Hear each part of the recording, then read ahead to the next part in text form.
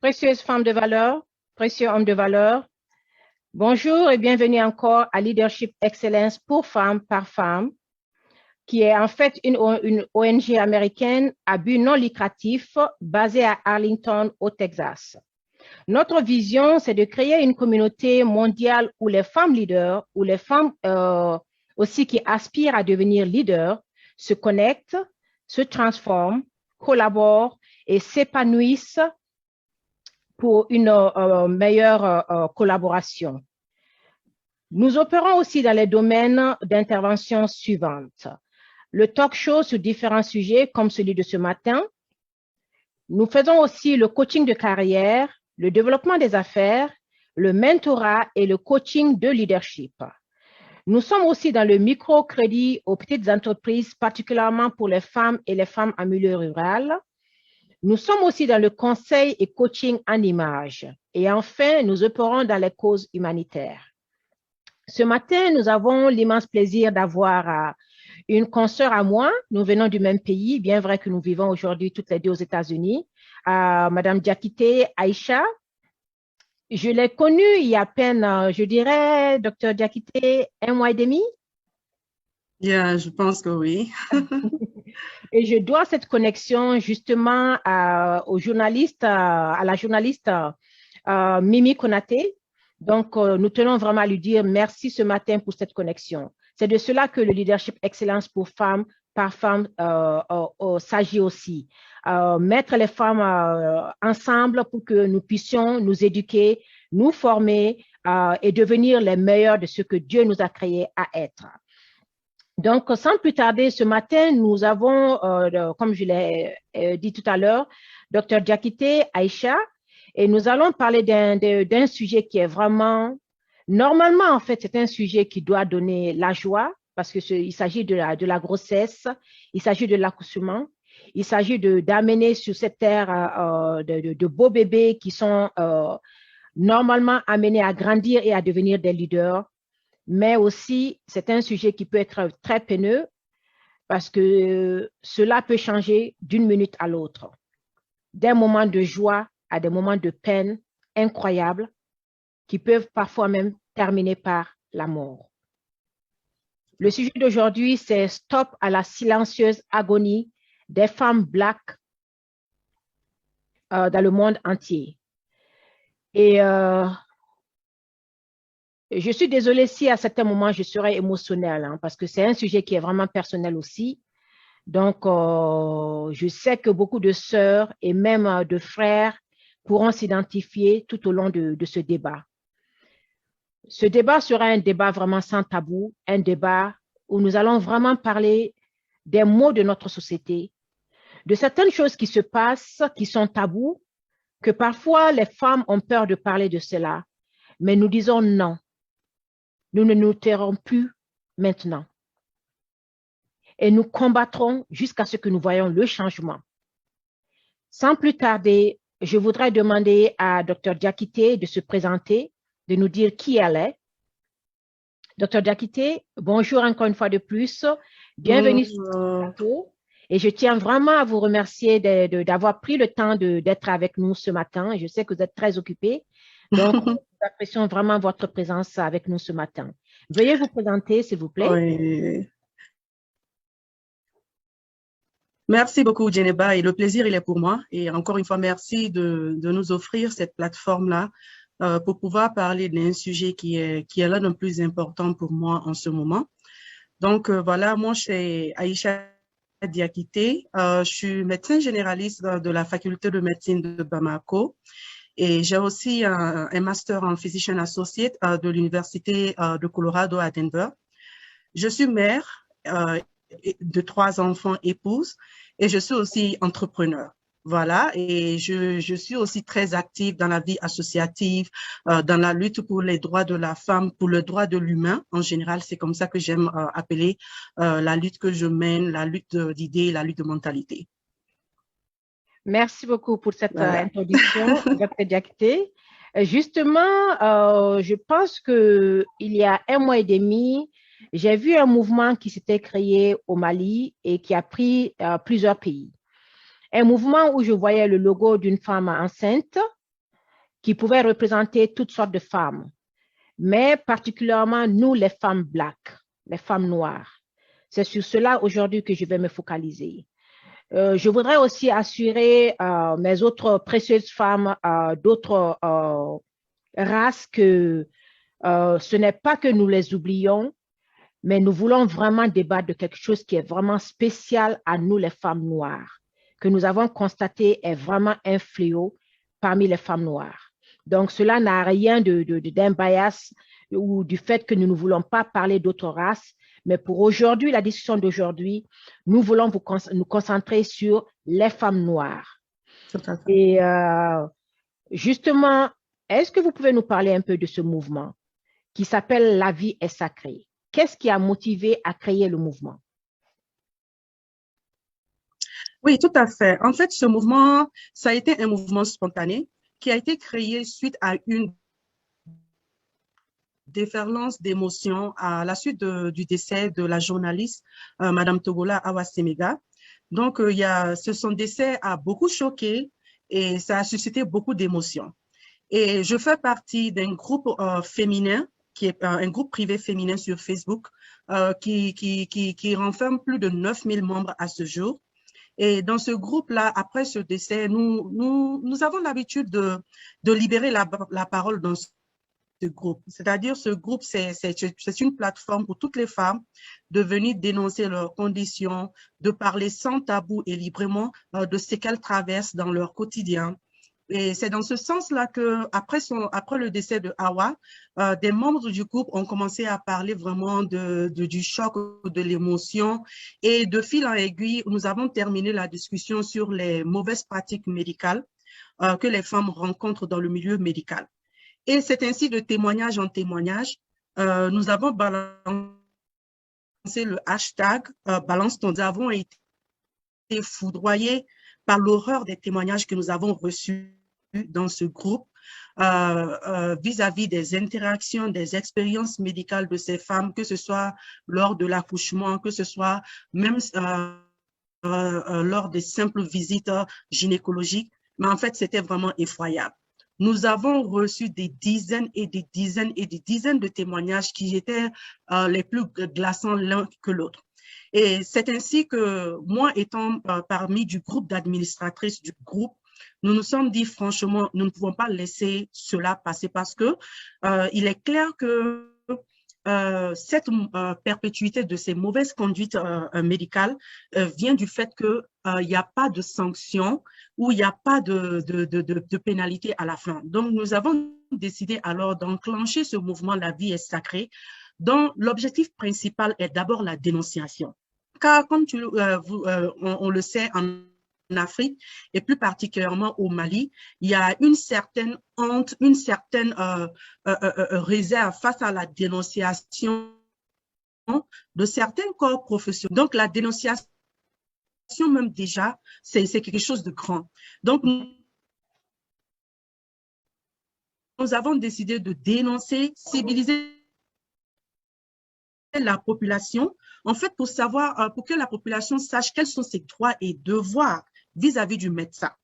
Et nous avons aussi décidé de mettre en place un mécanisme qui va aider les personnes qui se sentent victimes de ces mauvaises pratiques médicales-là afin de leur porter assistance dans les recours légaux et les recours juridiques.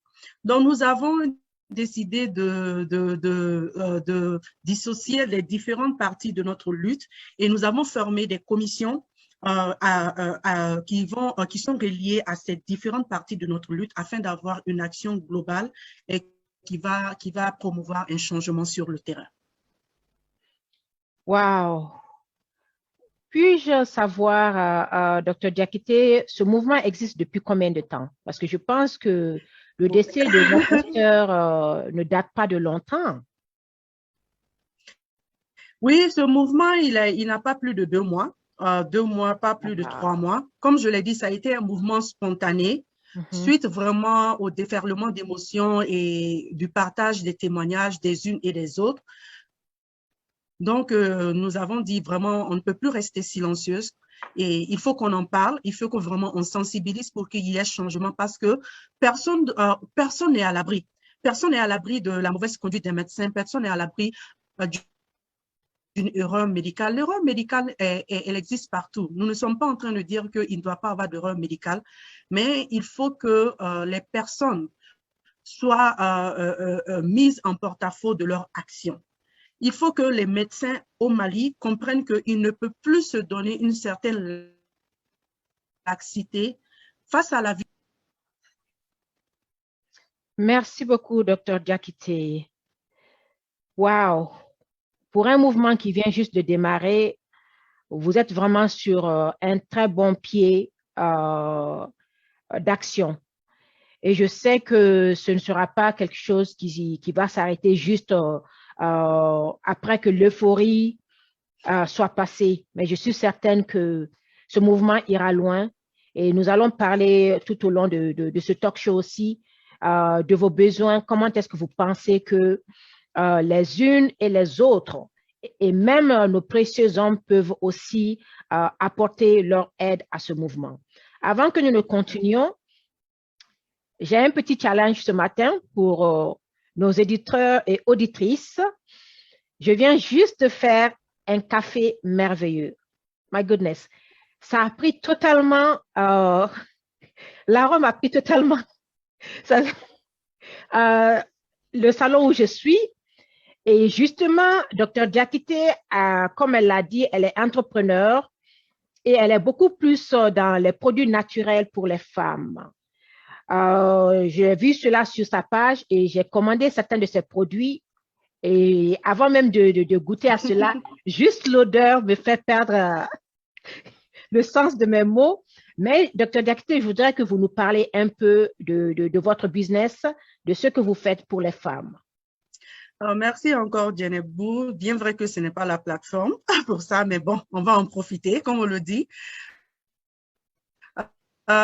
Voilà, comme je l'ai dit, je suis entrepreneur. C'est bien vrai que je vis aux États-Unis, mais j'ai une boutique physique à Bamako qui est opérationnelle depuis plus de 5 ans et qui est vraiment adulée de nos clients, de notre clientèle. La boutique s'appelle Glam House. Donc, nous avons fait notre petit bout de chemin, mais avec le temps, ayant compris qu'il y avait un vrai besoin de self-care pour les femmes, donc en utilisant mon background de médecin et ayant fait des formations dans la manipulation des plantes, la formulation des plantes, donc j'ai créé une ligne de produits naturels pour le bien-être. Nous faisons des produits pour les hommes aussi. Donc, la plupart de nos produits sont en forme de tisane, de thé et 100% naturel. Et ici, je vous ai fait un peu sortir des, je ne sais pas si vous allez pouvoir voir, vous voyez, nous utilisons vraiment un peu plus haut, un peu produits plus naturels. Là, c'est des pétales de rose, un peu plus haut, voilà. Vous avez là des pétales de rose qui font partie de beaucoup de nos compositions. Là, vous avez la camomille. Vous voyez, nous utilisons que des produits vraiment naturels et nous prenons soin de l'origine de nos plantes et de nos herbes, car cela compte beaucoup afin de garantir la santé de tout un chacun. Donc, l'un des produits adulés de notre boutique, c'est Madame Clean. Madame Clean que nos clientes adorent parce que ça leur permet de nettoyer tout leur appareil urinaire. Et les témoignages que nous recevons de ce produits sont phénoménales et c'est ce qui nous a vraiment poussé à élargir notre gamme de produits et vous allez avoir des produits comme Faïda qui vraiment essayent de revitaliser le corps et l'énergie de la femme et de l'homme. Nous avons des tisanes pour hommes aussi pour assurer vraiment une vitalité sexuelle intime. So, nous touchons à un peu de tout. Bien-être physique, mental, intime, côté relation et tout ça. Et vraiment aujourd'hui, nous sommes vraiment fiers de nos produits car nous recevons d'excellents feedbacks de la part de nos clients et vous allez voir que nous avons des clientes au Mali, au Burkina, au Niger, en Côte d'Ivoire, au Sénégal et même aux États-Unis aujourd'hui, j'ai pu établir une base clientèle qui ne fait que grandir. Félicitations encore, Dr. Diakité. En tout cas, le thé, il est vraiment, vraiment au point. Et justement, nous avons une petite surprise pour vous, les téléspectateurs et téléspectatrices ce matin. Les 2 premiers d'entre vous qui vont ce talk show auront justement une des tisanes gratuites de Dr Diakité, et nous nous ferons le plaisir de vous l'envoyer, que vous soyez aux États-Unis ou en Afrique, nous nous ferons le plaisir de vous l'envoyer. Maintenant, à titre de rappel, le titre de notre talk show de ce matin, c'est « Stop à la silencieuse agonie des femmes noires dans le monde face aux erreurs médicales ». Je vais rapidement lire certaines des recherches que j'ai faites depuis 2 semaines pour préparer ce talk show. Environ 830 femmes meurent chaque jour dans le monde du fait de complications liées à la grossesse ou à l'accouchement. En 2015, 303 000 femmes sont décédées pendant ou après la grossesse ou l'accouchement. La majeure partie de ces décès se sont produits dans des pays à revenus faibles et la plupart auraient pu être évités. Je pense que vous avez parlé de ça tout à l'heure, Dr Diakité. Nous allons y revenir. En Afrique subsaharienne, un certain nombre de pays ont réduit de moitié le taux de mortalité maternelle depuis 1990. Dans d'autres régions, dont l'Asie et l'Afrique du Nord, des progrès encore plus considérables ont été réalisés. Malheureusement, au Mali, qui est en Afrique de l'Ouest, d'où Dr Diakité et moi sommes originellement de là. Au Mali en particulier, les facteurs majeurs qui empêchent les femmes de recevoir ou de solliciter des soins durant la grossesse et l'accouchement sont notamment les suivants: la pauvreté, la distance, le manque d'information, l'inadiquation des services, les pratiques culturelles. Dr Diakité, je voudrais que nous parlons sur le manque d'information et l'inadiquation des services. En tant que docteur, pouvez-vous partager avec nous certaines de vos expériences les plus pénibles et comment pensez-vous que nous pouvons pallier à ces maux? Oui, tout à fait. Lors de ma formation médicale au Mali, j'ai eu à faire des rotations dans les services de gynécologie, mais j'ai fait ma thèse dans un service de néphrologie. Mais n'empêche que dans tous les services hospitaliers au Mali, nous sommes confrontés à ces facteurs de risque-là que vous avez cités. Bien vrai que nous sommes dans le cadre des violences obstétricales contre les femmes, il faut comprendre que les erreurs médicales ou même l'insuffisance du plateau technique est un frein dans tous les services au Mali. Donc, la pauvreté, elle est réelle et je pense qu'elle devient de plus en plus profonde avec la situation actuelle du pays. Et le manque d'information dû au fait que le Mali est plus a une forte population dans les zones rurales que dans les villes.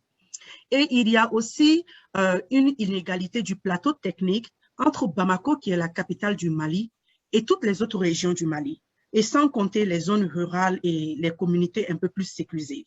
Donc, ce qui fait que le plateau technique fait déjà défaut. Ça, c'est de 1.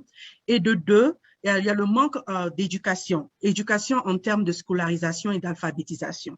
Vous savez, en Afrique et même dans beaucoup de pays, selon l'OMS, 80% de la population mondiale compte sur les plantes pour leurs soins.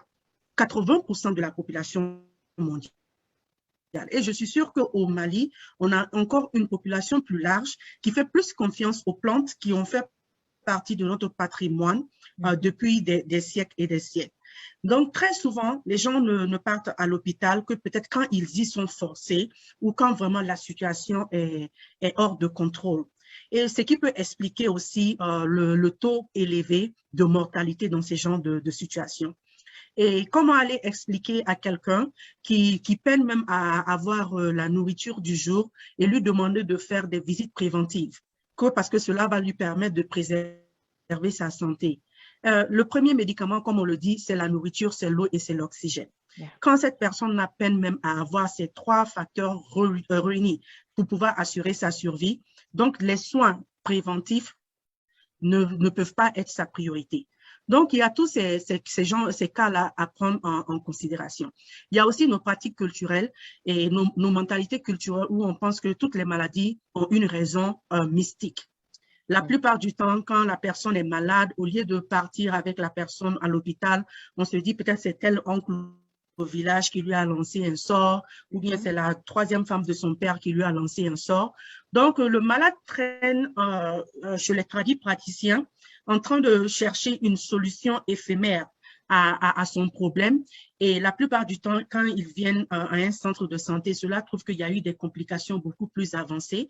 Et ce cocktail-là, mélangé au fait qu'on a une insuffisance du plateau technique et même très souvent un problème de connaissance, a beaucoup de lacunes en lui-même.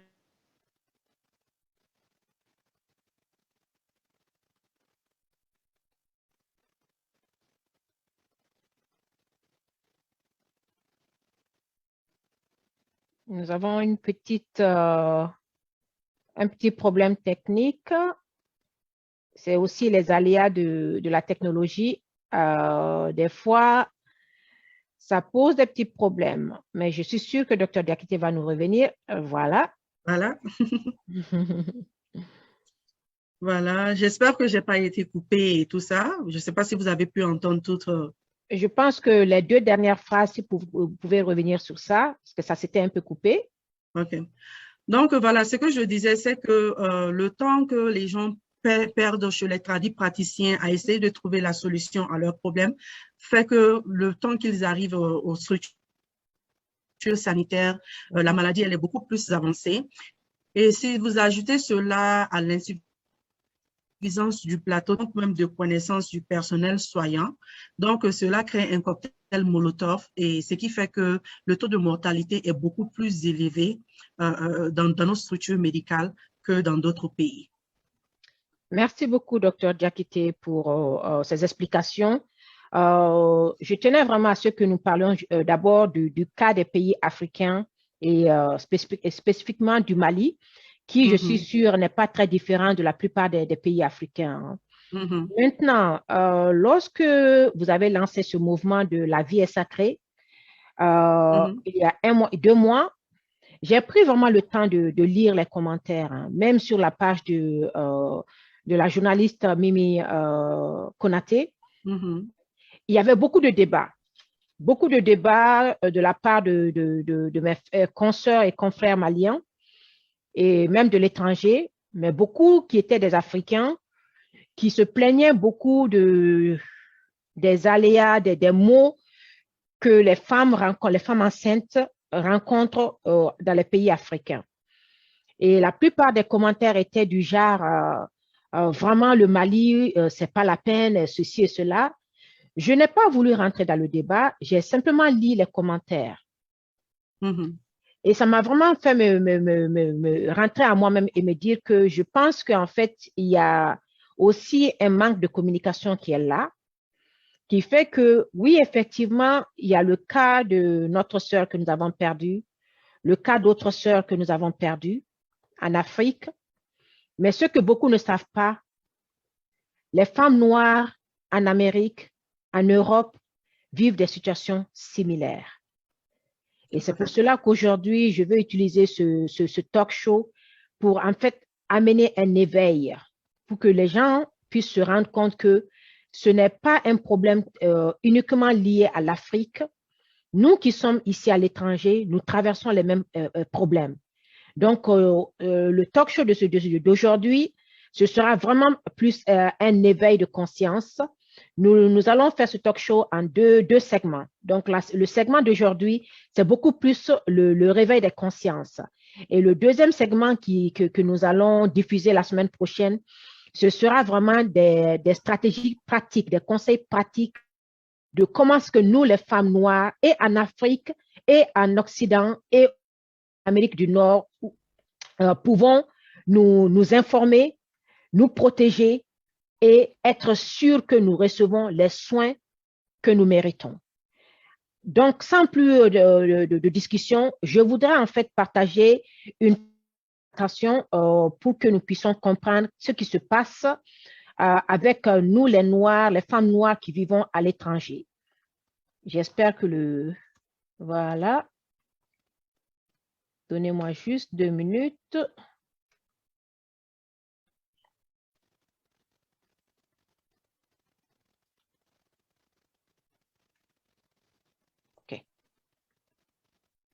Voilà. J'ai pris le temps vraiment de faire des recherches depuis 2-3 semaines par rapport au talk show d'aujourd'hui. Et je voudrais que nous voyions certaines informations ici. Comme je l'ai expliqué, en Amérique, en Europe, en Asie, il y a la notion de consentement lié au privilège. Nous voyons ici qu'il y a la prise de contrôle du corps des femmes noires est enracinée dans l'esclavage.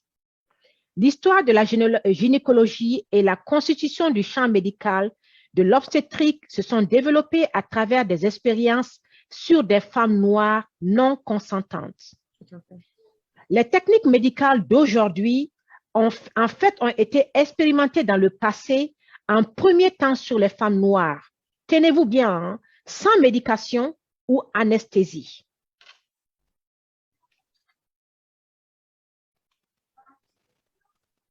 Toujours dans le cadre de la notion de consentement lié au privilège, comme je l'ai expliqué tout à l'heure, les techniques médicales d'aujourd'hui ont été expérimentées en fait dans le passé sur les femmes noires sans médication ou anesthésie. Donc, en fait, les femmes noires ont été dépossédées et continuent à être dépossédées de leur corps. Ce contrôle continue de s'exercer même aujourd'hui dans toutes les sphères de la société, notamment dans l'expérience de la grossesse et de l'accouchement. Voyons un peu le cas de certains pays. Au Royaume-Uni, le risque est plus élevé pour les femmes noires que pour les femmes blanches enceintes.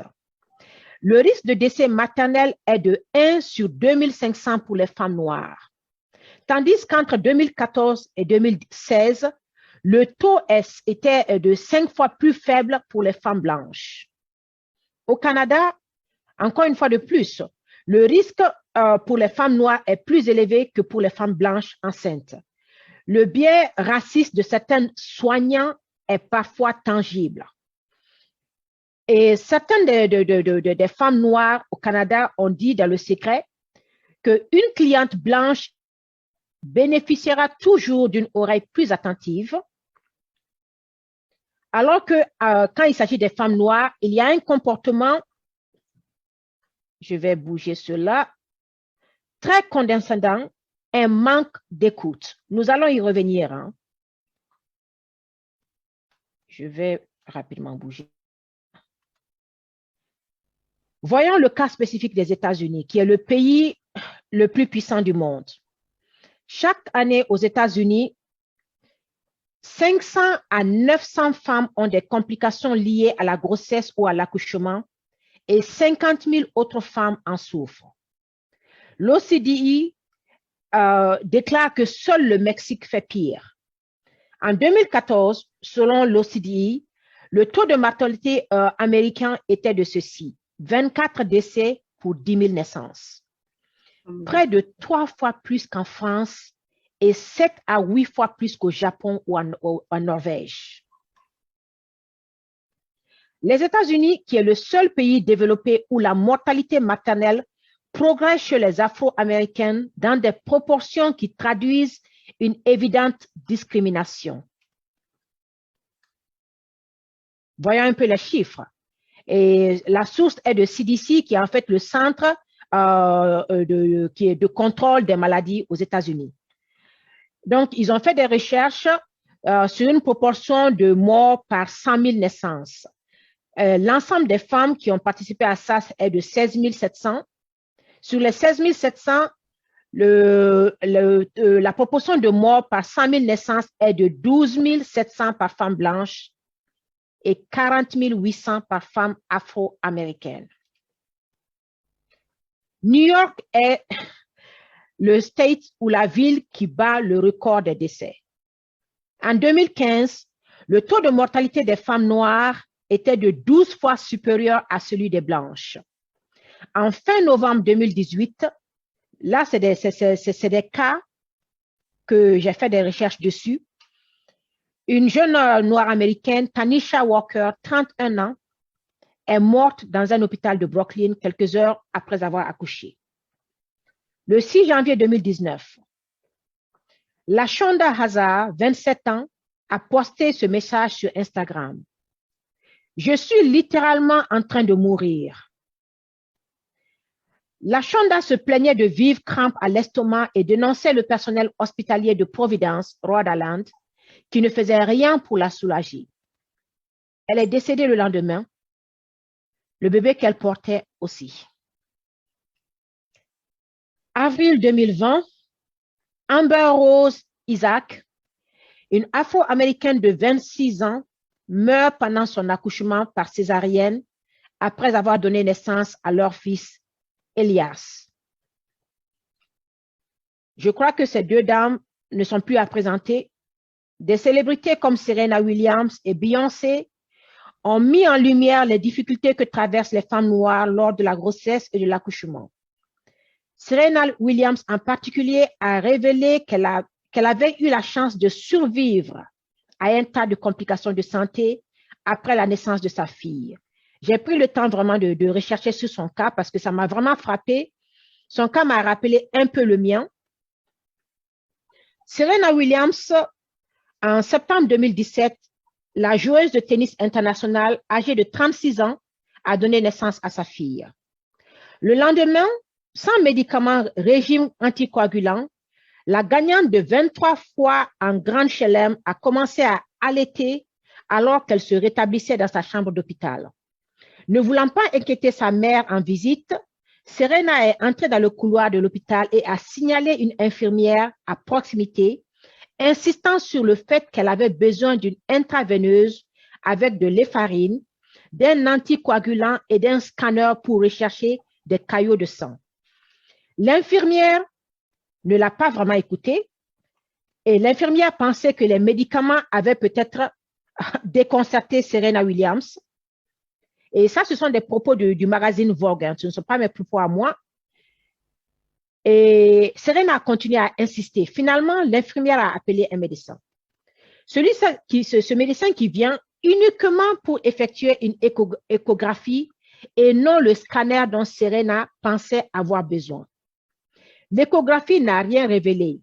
Et selon le magazine Vogue, Serena a réitéré « Je vous l'ai dit, j'ai besoin d'un scanner et d'une perfusion d'épharine. » Enfin, le personnel médical obéissant à sa demande d'examen a trouvé plusieurs petits caillots de sang dans ses poumons et a immédiatement commencé le traitement.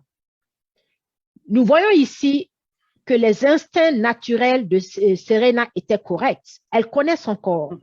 Dr. Diakité, nous allons parler de ça tout à l'heure. Pourtant, une crise médicale de 6 jours a suivi.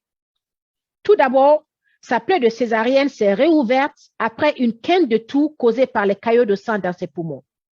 Ensuite, elle est retournée à la chirurgie pour corriger le caillot pulmonaire, appelé embolie pulmonaire, et son équipe médicale a trouvé un gros hématome ou du sang coagulé dans les tissus dans son abdomen.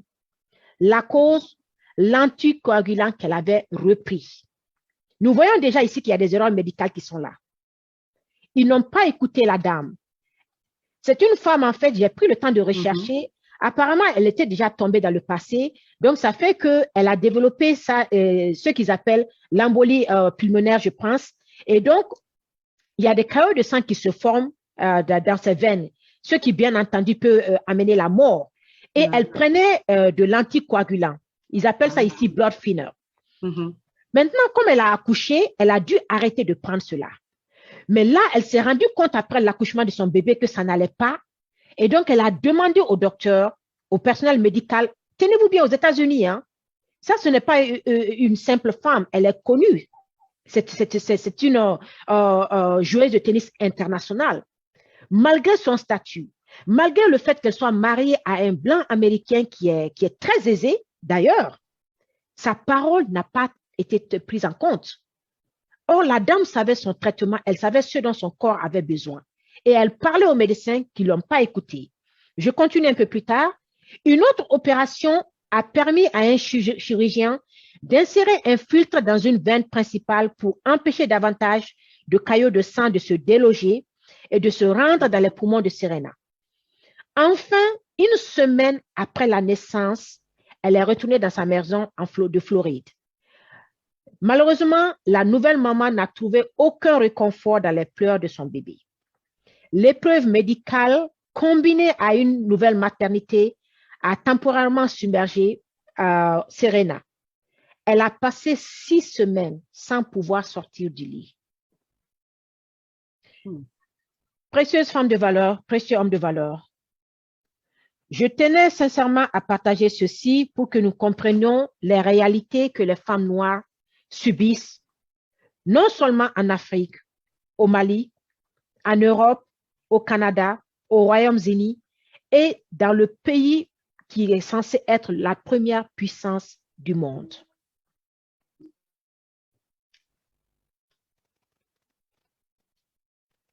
Docteur Diakité, au vu de ce que nous venons de voir, est-ce que vous pouvez juste partager un peu avec nous votre opinion de ce que je viens de dire par rapport à la réalité de nous, les femmes noires, ici? Nous allons voir dans le détail, dans le deuxième segment, comme je l'ai dit, vraiment les voies et moyens que nous pouvons prendre, que ce soit en Afrique, en Europe, au Canada, aux États-Unis, que nous, les femmes noires, pouvons prendre pour nous protéger. Mais déjà, je voudrais avoir votre avis à chaud de ces informations que je viens de partager avec le public. Oui, merci, Djenebou. Et c'est vrai que ce que tu as partagé, c'est vraiment difficile et pénible, mais je ne peux pas dire que j'en suis étonnée. Parce que tout compte fait, moi, je suis une femme noire, je suis une immigrante dans ce pays, je suis une musulmane et je me voile. Et je peux te dire que même avant même d'arriver à la prise en charge médicale, je suis dans le domaine médical ici et j'ai eu à faire des formations et tout. Et je peux dire que même sur le plan formation à l'hôpital, il y a ce bias qui est là. C'est-à-dire, il fallait souvent que je lutte pour me faire ma place. Il fallait que je lutte pour montrer que voilà, je sais ce que je veux et je peux comprendre au même niveau et même à un niveau même plus élevé que les personnes à qui vous voulez donner des privilèges. Donc, il a fallu que je sois une personne assertive. Il a fallu que je m'affirme et il a fallu que je me confirme, même pendant ma formation médicale ici, pour montrer que j'ai la connaissance qu'il faut et j'ai la capacité d'apprendre. Donc, ce systémique racisme qui est dans le système américain, il est à plusieurs niveaux et il est encore plus au niveau des soins. Parce que même avec la pandémie du corona, on a vu qu'il y a des médecins américains blacks qui sont décédés et qui ont eu même à décrier la prise en charge qu'ils ont reçue eux-mêmes en tant que médecins pour le coronavirus. Donc, n'en parlons même pas des grossesses et tout. Donc, les femmes noires, quel que soit leur statut social, quel que soit leur compte en banque, elles sont toujours victimes de ce systemic bias qui est là. Donc, c'est à la femme elle-même, c'est face à la personnalité de la personne que le corps médical réagit. Il y a de cela 6 à 7 mois, j'ai connu cette même expérience quand j'ai eu à donner naissance à ma fille à 5 mois de grossesse. Donc, c'était une épreuve très pénible, mais malgré le fait que je sois moi-même dans le corps médical, il a fallu que je mette les points sur les i avec les médecins pour avoir le niveau de prise en charge qu'il fallait. Donc, tout comme Serena, bon, je suis dans le corps, je sais ce qui doit être fait, je sais ce qu'on m'a enseigné, je sais comment on doit prendre soin de moi, et moi, je n'avais aucun problème à leur faire comprendre que de la manière dont tu t'occupes de moi n'est pas la normale et moi, je ne vais pas accepter que tu prennes soin de moi moins que quiconque. Mais ça, c'est ma personnalité. Cela n'est pas la personnalité de toutes les femmes. Donc, si tu n'as, et c'est qui, je vous assure que en mettant les points sur les i, même la prise en charge de mon bébé, comme elle veut, elle sait de quoi on parle, on a intérêt à faire attention. Maintenant, la différence entre le monde médical aux États-Unis et en Afrique, c'est l'accountabilité. C'est-à-dire, ils doivent rendre des comptes. Il y a des actions légales. Moi, j'ai mon assurance, je peux les prendre en justice sans avoir les yeux de la société, la pesanteur sociale sur moi, en adi alama, en bambara, comme on le dit. Aux États-Unis, ici, on donne à Dieu, mais on demande des comptes. Donc, cette pression de accountabilité juridique ici fait que les médecins sont plus ouverts à t'écouter quand tu leur montres que voilà, si ça ne va pas comme moi je veux, ben moi je suis prête à aller où il faut aller. Et une chose qui est intéressante dans ce système aussi, c'est que bien vrai qu'il y a un systemic bias anywhere, mais si tu cherches justice, tu peux avoir ta justice. Mais nous ne voulons pas arriver à ce point-là où il faut perdre la vie, où il faut perdre la vie de son bébé, où il faut vivre avec des complications à long terme dans sa vie pour aller en justice. C'est pas ce que nous voulons. Nous voulons des soins égaux pour tout le monde. Non, pour dire que it doesn't matter, ça n'a aucun lien au fait que tu sois riche, que tu sois connu internationalement et tout ça. Les gens ont cette assumption que surtout les femmes black ne savent pas ce qu'elles veulent. C'est-à-dire qu'elles ont des low expectations.